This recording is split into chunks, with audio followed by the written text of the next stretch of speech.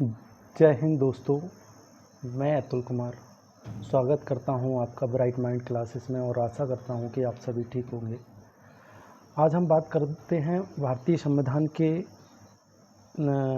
अनुच्छेद 40 में दे रखी पंचायती राज व्यवस्था के बारे में जो कि एक भारतीय संविधान और कॉम्पिटिटिव दृष्टि से एक बहुत ही महत्वपूर्ण सब्जेक्ट बन जाता है। किसी भी एग्ज़ाम पॉइंट ऑफ व्यू से भी ये बहुत महत्वपूर्ण है। तो चलिए शुरू करते हैं। आज का पहला क्वेश्चन जो रहा, भारत में पंचायती राज व्यवस्था का आरंभ कब हुआ? तो भारत में पंचायती राज व्यवस्था का आरंभ 2 अक्टूबर 1959 ईस्वी में हुआ। जस्ट 2 अक्टूबर 1959 से भारत में पंचायती राज व्यवस्था का आरंभ हुआ। भारतीय संविधान के किस भाग में पंचायती राज अधिनियम से संबंधित प्रावधान है? मतलब भारतीय संविधान के किस भाग में दे रखा है? तो भाग 9 में पंचायती राज व्यवस्था के बारे में दे रखा है। भारतीय संविधान के किस भाग में नगर पालिकाओं से संबंधित प्रावधान है? तो भाग 9 का एक 9 का में दे रखा है पंचायती नगर पालिकाओं के बारे में जो दे रखा है भाग 9 में, और पंचायती राज व्यवस्था के बारे में भाग 9 में दे रखा है, और नगर पालिकाओं से संबंधित दे रखा है वो भाग 9 के का में। भारतीय संविधान के किस भाग में ग्राम पंचायतों की स्थापना की बात कही गई है? तो यह भाग 4 में ग्राम पंचायतों की स्थापना की बात कही गई है। भारतीय संविधान के किस अनुच्छेद में राज्य सरकारों को ग्राम पंचायतों के गठन का निर्देश देती है? भारतीय संविधान के किस अनुच्छेद में राज्य सरकारों को ग्राम पंचायतों के गठन का निर्देश देता है? तो यह कहता है अनुच्छेद 40। मतलब वही अनुच्छेद 40 में जो ग्राम पंचायतों के गठन के बारे में दे रखा है।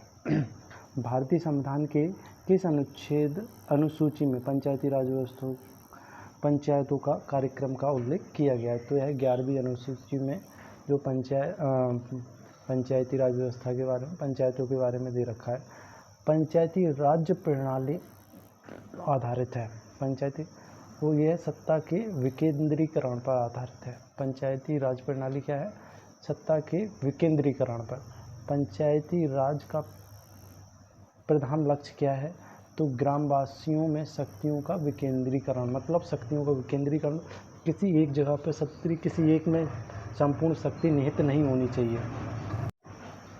भारत में किसके अंतर्गत पंचायती राज प्रणाली की व्यवस्था की गई है? तो नीति निर्देशकों के अंतर्गत इसमें जो है भारत में पंचायती राज प्रणाली की व्यवस्था की गई है। किस संविधान संशोधन के द्वारा पंचायती राज संस्थानों को संवैधानिक दर्जा प्राप्त है? तो यह 73वें संविधान संशोधन के द्वारा पंचायती राज संस्थानों को संवैधानिक दर्जा प्राप्त है। 73वें संविधान संशोधन के द्वारा संविधान में कौन सी अनुसूची को जोड़ा गया? 11वीं अनुसूची।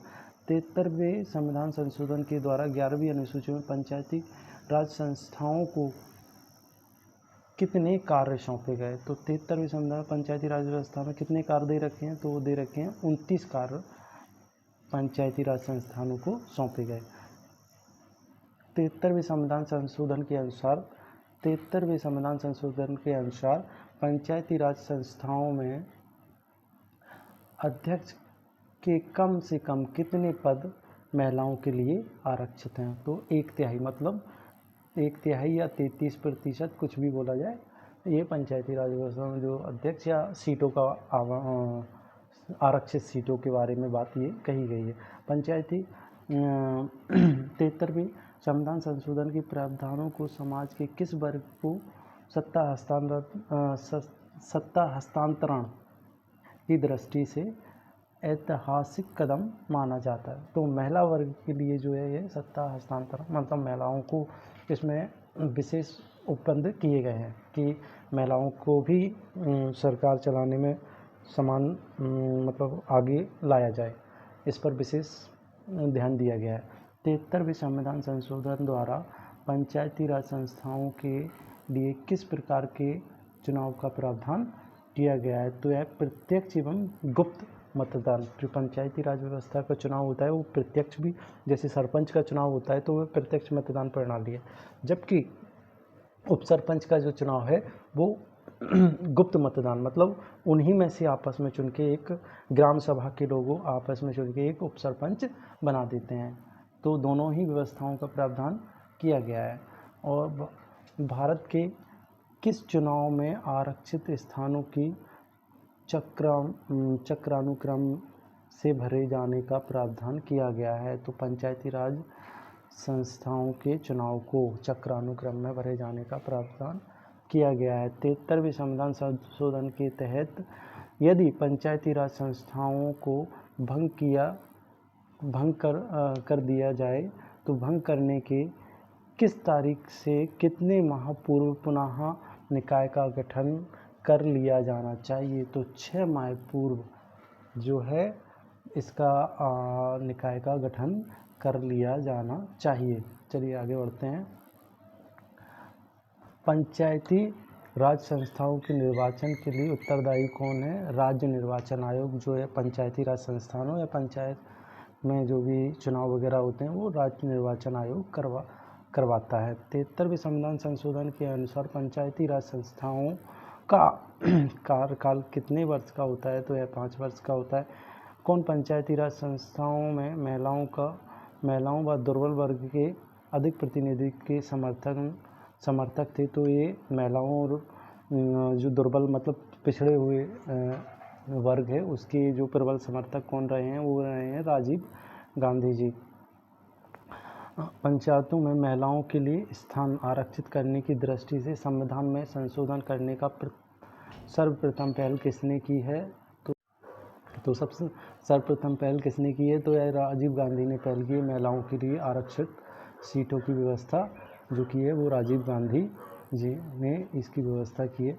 भारत में पंचायती राज अधिनियम कब लागू हुआ? 24 अप्रैल 1994 को ये पंचायती राज अधिनियम लागू हुआ। पंचायत के चुनाव कराने हेतु निर्णय किसके द्वारा लिया जाता है? तो राज्य सरकार द्वारा ये पंचायत के चुनाव के बारे में निर्णय लेती है। भारत में पंचायती राज व्यवस्था सर्वप्रथम कहाँ आरंभ की गई? तो राजस्थान के नागौर में सर्वप्रथम भारत में पंचायती राज व्यवस्था आरंभ की गई।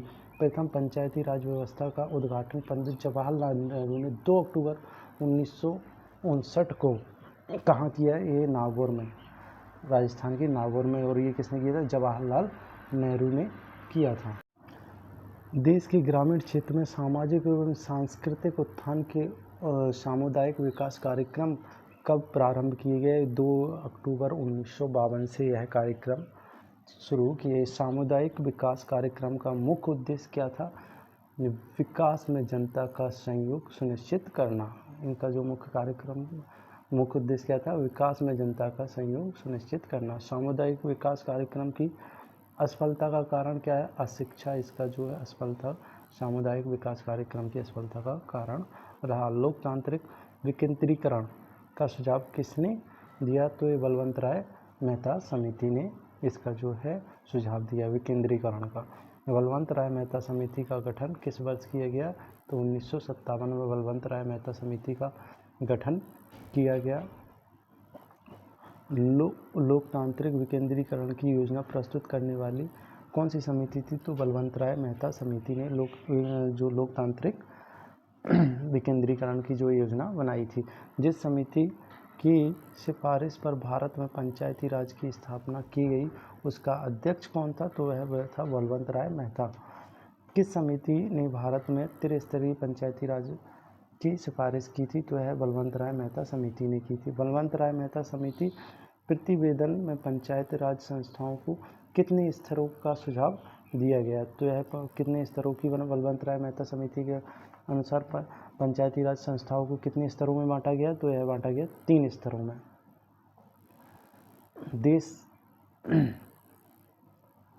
देश में त्रिस्तरीय पंचायती राज व्यवस्था किन राज्यों में सर्वप्रथम अपनाया गया? तो यह राजस्थान एवं आंध्र प्रदेश में त्रिस्तरीय पंचायती राज व्यवस्था को अपनाया गया।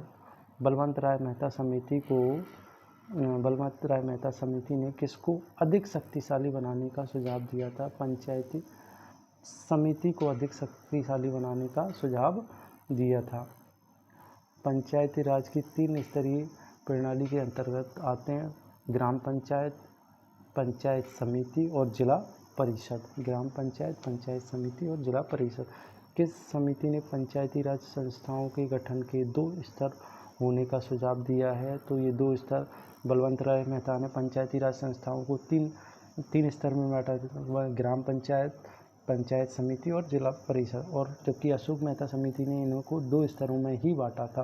पंचायती राज के चुनाव में पंचायती राज के चुनाव में राजनीतिक दलों को खुले तौर से चुनाव चिन्हों के आधार पर भाग लेने देने का सुझाव किस समिति ने दिया? तो यह दिया है लेने देने का सुझाव किस समिति ने दिया? तो यह दिया है अशोक मेहता समिति ने।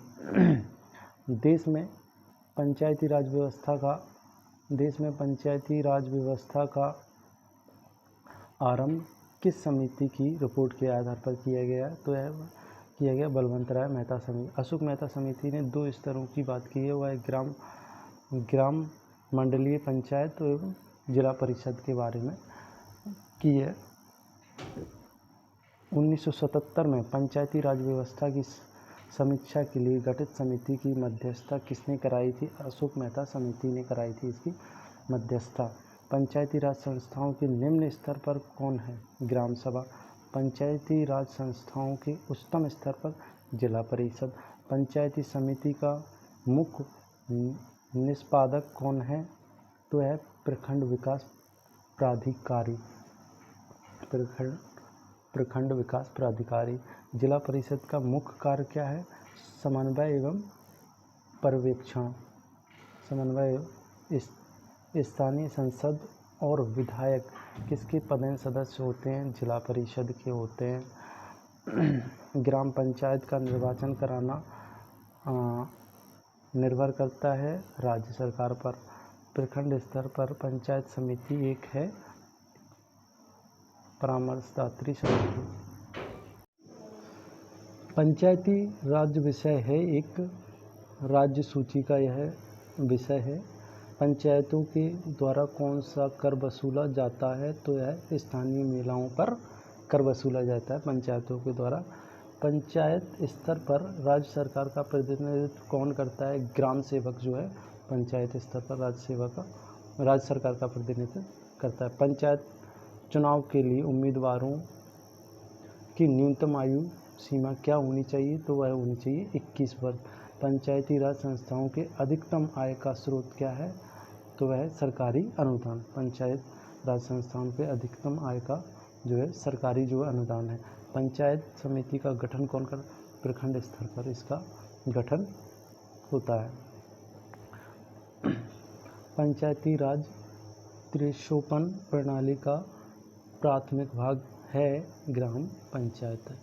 जो यदि पंचायत भंग होती है तो किस अवधि के अंदर निर्वाचित होना चाहिए? तो वह 6 माह के अंदर होना चाहिए। भारत में पहला नगर निगम कहाँ स्थापित? तो यह मद्रास में किया गया था। पंचायती राज प्रणाली में ग्राम पंचायत का गठन होता है ग्राम स्तर पर। भारत में सही मायने में स्थानीय स्वशासन का जनक किसे माना जाता है, किसे कहा जाता है? लॉर्ड रिपन को। इसको पंचायती राज व्यवस्था का जो स्थानीय स्वशासन का जनक लॉर्ड रिपन को माना जाता है। आज का अंतिम सवाल, कौन भारत में सामुदायिक विकास के मुख्य निर्माता कहलाते हैं? तो है एस.के. डे जो है सामुदायिक विकास के मुख्य निर्माता कहलाते हैं। चलिए दोस्तों, आशा करता हूँ कि आप सबको ये वीडियो पसंद आया होगा और इस वीडियो में जो आपको क्वेश्चन पढ़ने को मिले वो आपको कहीं ना कहीं देखने को मिले और आपका भविष्य बनाने में इस वीडियो का कुछ योगदान हो जाए। चलिए दोस्तों, धन्यवाद।